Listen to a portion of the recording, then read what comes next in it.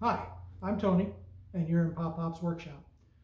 Today, this is my first video for this outing, my new woodworking adventure. I've been trying to do this for the last several months. I'll give you a little background as to what I'd like to do with the channel. I personally have a disability. I was 5 years old and lost my right eye in an accident. So that's created its own set of challenges as I've grown up, and now as I get older, it's creating a new set of challenges. And in woodworking, it's created a few more. So as I go through and do different videos, I want to try to address some of the issues that I might be having with that particular impairment.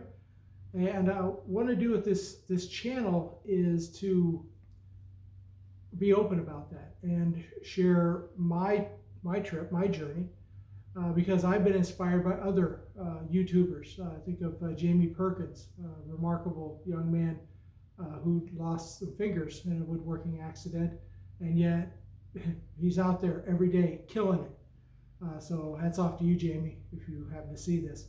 Another guy that inspired me is Izzy Swan. Izzy had some serious back surgery, and yet Izzy was there doing everything he could, adapting what he had to continue doing what he was doing, and was a real inspiration for me to stop making excuses and just to get into the shop and start doing this.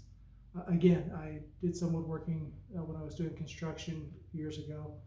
So I'm back. I want to try to do this, try to document my journey, as I said, and I'd like some feedback from you guys. If there are tools, products that I can implement in my shop to make it easier for me, better, ease the productivity issues that I know I'm going to have, as well as I really want to hear from other guys out there that are, I know, far more impaired than I could ever imagine being, and are still out there every day making adjustments, inventing tools, adapting tools, whatever it is.